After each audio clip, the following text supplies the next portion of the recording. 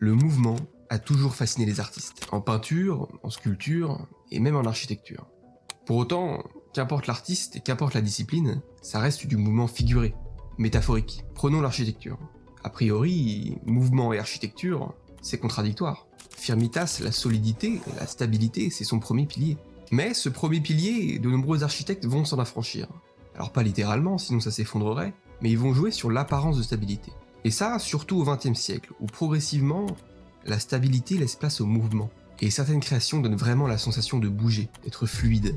Mais un architecte a voulu aller plus loin, aller au-delà du figuratif, au-delà de la métaphore. Mais est-ce que c'est possible ? Est-ce que c'est possible de faire un bâtiment qui bouge ? Laissez-moi vous raconter la fantastique histoire de Santiago Calatrava. Un architecte à la créativité hors du commun, auteur des plus grandes œuvres de ces 30 dernières années, mais aussi mêlé à de très nombreuses controverses. C'est quand même incroyable qu'une gare dont le budget de départ était de 37 millions se retrouve avec un budget de 324 millions d'euros. Ça sentait un peu la magouille, hein ? Santiago naît en 1951, à Benimamet, à côté de Valence. Ses parents exportent des agrumes, c'est une famille modeste. Mais le père de Santiago, il a une grande sensibilité pour l'art. Et quand la famille Calatrava part en vacances, c'est pour aller à Madrid, au Prado, voir les grands artistes espagnols. Alors naturellement, Santiago est attiré par le dessin. Et à côté de sa maison, il y a une tour désaffectée où vivent des colombes. Il passe des journées entières à les observer et à essayer de les dessiner sur son carnet. Très vite, il voit qu'il y a un décalage entre ses croquis et la réalité. Et il est frustré de ne pas réussir à capturer ces oiseaux en mouvement. Alors il prend des cours de dessin. Il dessine tout le temps en permanence. Et il développe une fascination toute particulière pour le mouvement. Fascination qui va le suivre toute sa vie. Hélas, son père décède alors qu'il n'a que 13 ans. Il lui a donné l'amour de l'art et il lui disait qu'être un artiste, c'est être une chose supérieure. Alors Santiago, il veut devenir un artiste. Il suit la volonté de son père et en même temps ça lui permet de creuser son obsession du mouvement. C'est vraiment une quête, une mission que la vie lui offre et cette quête il l'accepte. Au même moment, le régime autoritaire de Franco dans lequel Santiago grandit commence un peu à s'assouplir. Santiago a l'occasion exceptionnelle d'aller étudier aux Beaux-Arts de Paris. Malheureusement, on est en 68 et à Paris, c'est pas le meilleur moment pour étudier l'art. Prise d'assaut par les CRS, les barricades brûlent. Derrière chacune d'elles, les étudiants résistent avec tout l'acharnement de leur jeunesse et de leurs convictions. Santiago est contraint de rentrer à Valence complètement dépité. Pour autant, ce passage à Paris, il peut pas être considéré comme un échec. Et à 11h, je suis rentré par le transept nord à Notre-Dame. En voyant la rosace illuminée, c'est là où je me suis rendu compte que l'architecture est allée de tout ce que j'avais vu jusqu'à ce moment-là. Il a vécu une épiphanie sur le parvis de Notre-Dame, et à ça va s'ajouter une expérience qui va le transformer. De retour à Valence, par hasard, dans une papeterie, Santiago tombe sur un petit livre. Un petit livre avec des ellipses jaunes et oranges sur fond bleu. C'est un ouvrage sur Le Corbusier. Le Corbusier, on aime ou on n'aime pas, c'est le boss de l'architecture du XXe. Il a influencé toute une génération d'architectes. Ce livre, il l'achète et il va le lire encore et encore. Santiago est fasciné par les formes que Le Corbusier arrive à produire. C'est des bâtiments qui semblent défier la gravité. Notre-Dame et Le Corbusier, c'est décidé pour Santiago, c'est à travers l'architecture qu'il veut exprimer son art. Sans perdre de temps, il s'inscrit dans l'école technique supérieure d'architecture de Valence. Et à 22 ans, il en sort diplômé. Mais là, c'est le doute. Santiago, il veut faire de l'art. Et l'architecture et l'art, c'est pas facile à concilier. Il y a plein de contraintes. Les demandes du client, le budget, le plan local d'urbanisme.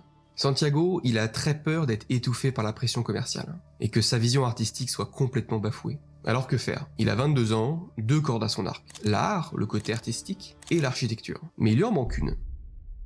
Santiago adore les cathédrales gothiques. Il adore les constructions de Gaudi ou celles du Corbusier. Il comprend leur esthétique, il comprend leur fonction, mais il y a une chose qui lui échappe. La manière dont ils tiennent sur place. Vous sauriez dessiner un oiseau, et m'expliquer clairement comment il vole ?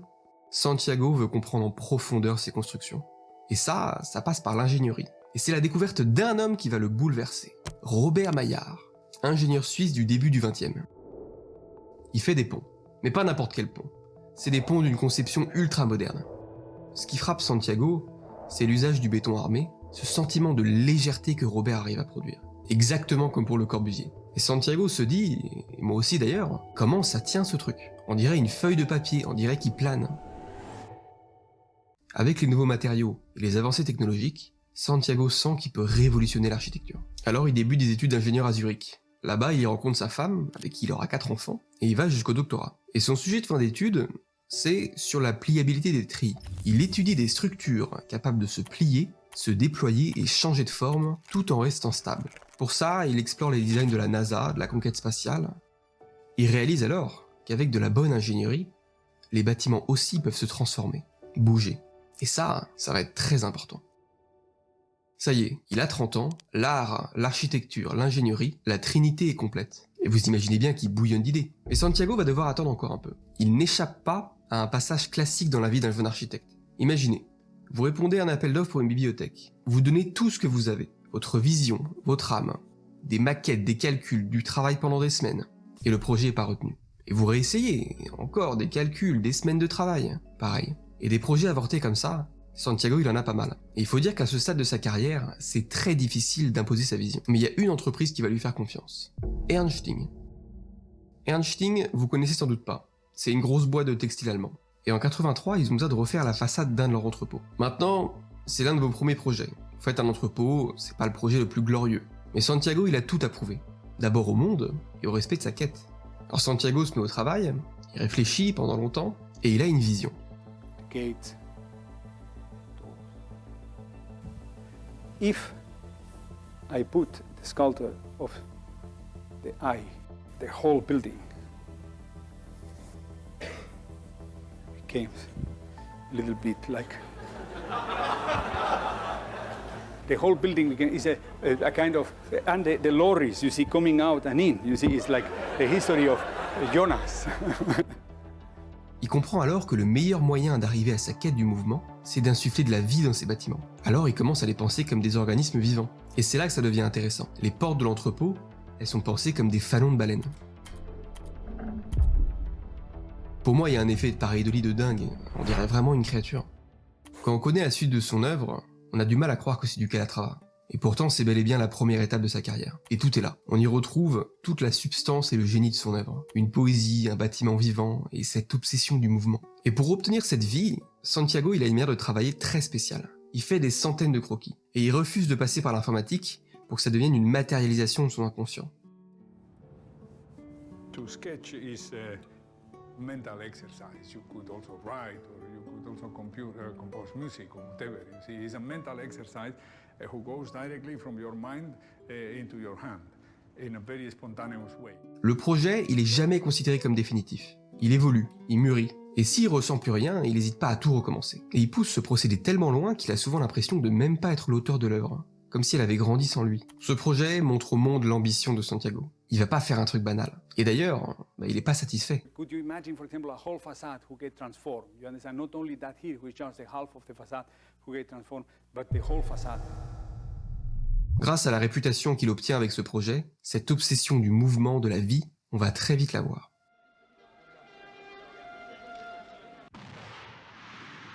Dans les années 80, la France développe le train grande vitesse. Avec ça, le réseau de trains évolue très vite, et les gares, elles doivent s'adapter. Et la ville de Lyon en a besoin d'une pour son aéroport. Et Santiago gagne l'appel d'offres. Maintenant, vous connaissez un peu le personnage. Vous doutez bien qu'il va pas faire une gare banale. D'abord, on a eu la baleine, maintenant, imaginez l'oiseau préhistorique.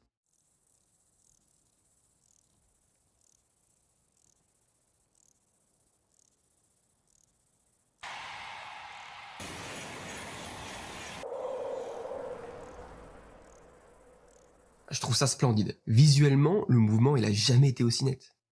C'est une architecture très dynamique, je dirais, hein, avec une espèce d'une impression d'envol. C'est très nerveux.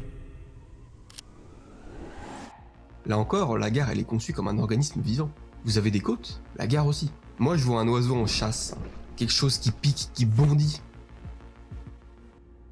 C'est les années 90, et Santiago commence à se faire connaître. En parallèle de Saint-Exupéry, d'autres projets sont couronnés de succès. Cette tour, des ponts,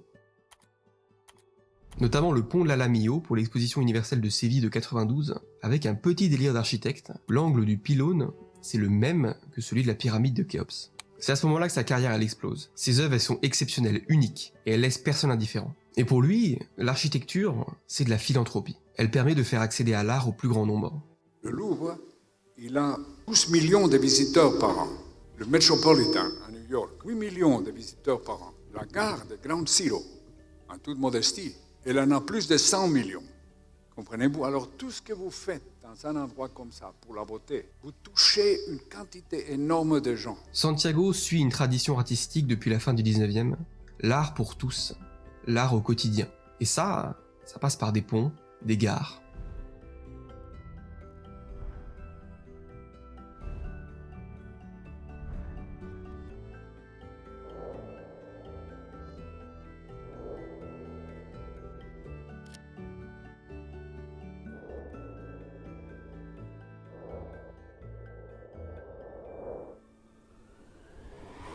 Maintenant, il est temps de monter d'un cran. Les années 90, Santiago accumule une expérience colossale. Mais les années 2000, c'est la décennie de la maturité. Joan Lerma, le président de la région de Valence, donc sa ville, fait une visite à Paris, où il visite la Cité des Arts et de l'Industrie. Il en tombe fou. Il veut la même chose pour Valence. Un lieu qui serait à la fois un complexe scientifique, culturel et artistique. Ce projet, c'est la Cité des Arts et des Sciences.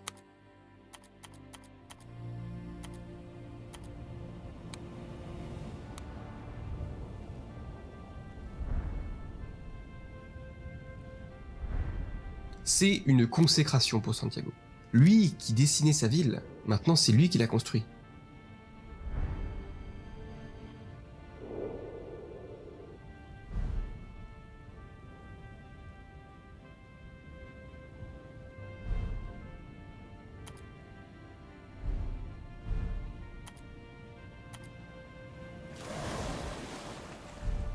Regardez cette structure incroyable, regardez cette forme qui lévite, c'est incroyable. Et c'est un lieu assez irréel. L'Agora, c'est la conclusion du complexe en 2009. 18 ans depuis le début de sa conception, 13 ans de construction. Et c'est un chef-d'œuvre. À ce stade, Santiago, c'est un architecte et un artiste mondialement connu. Mais tout ce qu'il a réalisé pour l'instant, ça reste du mouvement figuré. On n'a pas encore la façade qui se transforme entièrement. Et en fait, ça paraît très compliqué. L'idée d'un bâtiment en mouvement, ça plaît pas trop aux Européens. Trop risqué, trop coûteux. Alors comment faire? Est-ce que la quête de Santiago s'arrête ici? Non. Les années 2000, c'est aussi le moment où il part à la conquête du continent américain. Et c'est là-bas que sa quête prend un véritable tournant. En 1997, la ville de Milwaukee a besoin d'une extension pour son musée d'art. Le défi est de taille pour Santiago, car le bâtiment initial il a été construit par Eero Saarinen, un architecte que Santiago admire et qui est très populaire aux États-Unis.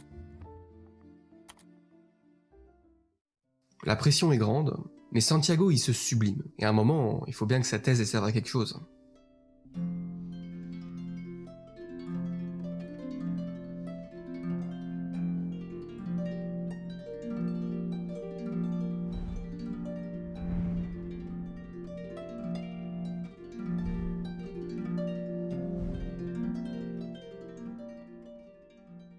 Et voici le Quadrichi Pavillon, du Milwaukee Art Museum. Un hall de réception magnifique, fait de verre et d'acier, avec un pare-soleil mobile. 2 panneaux nervurés qui s'ouvrent et qui se ferment, comme les ailes d'une mouette géante. 115 tonnes en plaques d'acier soudées. 2 ailes de 36 ailettes. Un bijou d'ingénierie. L'édifice, c'est une réussite totale.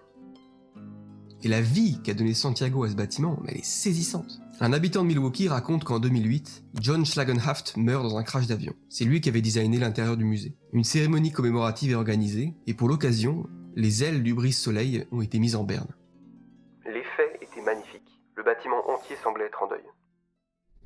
C'est vraiment le continent américain qui lui débloque l'accès au mouvement.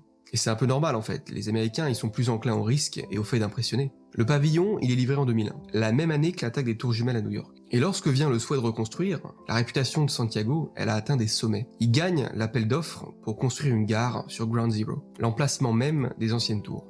À ce moment-là, les Américains ils sont dithyrambiques à son égard. Une situation qui serait un peu plus nuancée, mais on y reviendra. Comme de nombreux architectes, Santiago il fait de la sculpture. Ces sculptures lui donnent de l'inspiration pour ses bâtiments.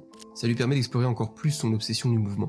Le sculpteur concentre son attention sur le jeu harmonique de la lumière et de l'ombre, exactement comme le fait l'architecte.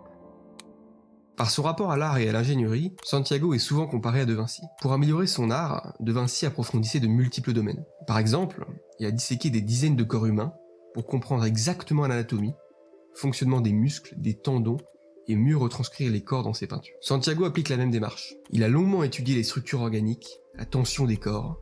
Grâce à sa connaissance profonde de l'ingénierie, il arrive à les retranscrire dans ses bâtiments. Construire sur Ground Zero, symboliquement, c'est immense. Santiago baptise sa construction l'Oculus. Ça désigne une ouverture circulaire dans un dôme qui laisse passer la lumière. Le plus connu, c'est l'Oculus du Panthéon de Rome. Et tous les 21 avril, date légendaire de la fondation de la ville, il est prévu que l'entrée s'illumine. Cette idée, Santiago, il la reprend.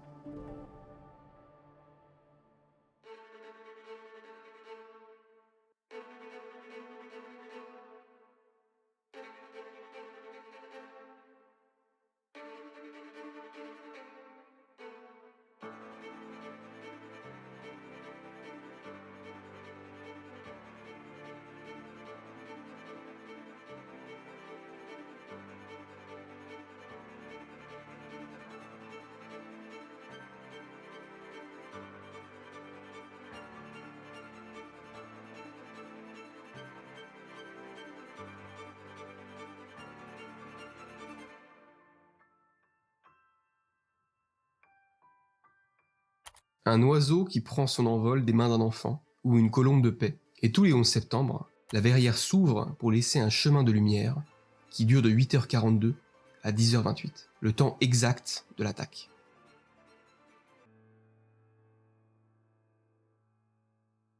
Mais l'Oculus, c'est un projet qui est assez controversé. Et ça m'amène à parler d'un côté plus sombre de Santiago. D'abord, comme pour Milwaukee, il était prévu que les ailes bougent. Mais c'est l'explosion du budget qui a fait annuler l'ambition. L'Oculus devait coûter 2 milliards de dollars. Et il en coûte finalement le double. Sans les ailes amovibles et avec 7 ans de retard. Alors qu'est-ce qui s'est passé ? L'Oculus, c'est un projet très ambitieux, dans un contexte de forte tension émotionnelle et sécuritaire. Bon, déjà, le projet voisin, il a été privilégié, le mémorial. La sécurité est ultra renforcée après l'attaque. Les trains doivent continuer de passer sous le chantier, une myriade d'acteurs bureaucratiques qui fait que le moindre changement entraîne des négociations interminables. À cela, vous ajoutez une crise économique en 2008 et un ouragan en 2012, le chantier est chaotique. Et c'est rageant parce que 2 ans plus tôt, Santiago livre une de ses créations les plus exceptionnelles. Le Florida Polytechnique. Ah, c'est une prouesse, construction sur marécage, et surtout ses ailes amovibles, ça montre ce qu'aurait pu être l'Oculus. Santiago et les budgets, d'une manière générale, ça bloque. La gare de Mons, elle passe de 37 à 480 millions. Bon d'accord, elle est exceptionnelle, mais quand même 13 fois plus. La Cité des Arts, elle était prévue à 100 millions et elle est montée à plus d'1 milliard. Et l'Oculus, qui était déjà l'une des stations les plus chères du monde à 2,2 milliards, elle monte à 4 milliards. Mais moi, ça me mène à me poser une question. Est-ce que Santiago, il dépasse consciemment ses budgets ? Je pourrais apparaître comme provocateur. Je le suis. Et peut-être que vous trouvez ça ridicule de mettre autant d'argent dans un bâtiment, que d'autres secteurs méritent cet argent, et vous aurez parfaitement raison. Mais quel est le prix de l'art ? Les grandes merveilles du monde nous sont parvenues du passé, celles qui font la renommée d'un pays ou d'une ville depuis des siècles. Combien est-ce qu'elles ont coûté ? Combien a coûté Notre-Dame ? Combien a coûté la pyramide de Khéops ? Si on veut créer une œuvre légendaire qui marque l'humanité pendant des siècles, on ne peut pas opérer avec un budget. L'architecture est souvent associée à des concepts financiers et économiques. C'est-à-dire que le temps d'amortissement d'un investissement doit être égal au taux d'intérêt que me rapporterait cet argent si je le plaçais sur un compte bancaire. C'est un raisonnement ridicule, car les œuvres nous survivent. Et aujourd'hui, quand on pense à Valence, une des premières images qui apparaît, c'est la Cité des Arts. Et ça, sans doute pour très longtemps. Aujourd'hui, Santiago a 74 ans. C'est un artiste accompli, et nul doute que son père aurait été très fier de lui. Et je trouve que c'est un artiste exceptionnel. Sa vision de l'architecture, son approche philanthropique, sa manière d'aborder ses créations, cette volonté d'insuffler de la vie dans ses bâtiments, c'est tellement le meilleur moyen de faire quelque chose d'unique. S'il y avait une chose à retenir de la carrière de Santiago, c'est son niveau de patience ahurissant. Entre le début de la conception, la construction et son achèvement, il se passe plusieurs années, et parfois une décennie. À l'ère de l'extraordinaire banalisé, où on ne voit que les quelques secondes d'une vie, des angles méticuleusement choisis pour gommer toute faiblesse, où les efforts et les années de travail ne sont jamais montrés, Santiago nous rappelle que construire prend du temps. Avoir un rêve, embrasser une quête, accepter que sa réalisation demandera toute une vie, mais y revenir sans cesse. C'est ça, Santiago Calatrava. Et un bout de pain, une manière de vous remplir l'estomac, n'est-ce pas? Et si vous avez une grande faim, vous êtes même heureux. Mais l'homme ne vit pas seulement du pain.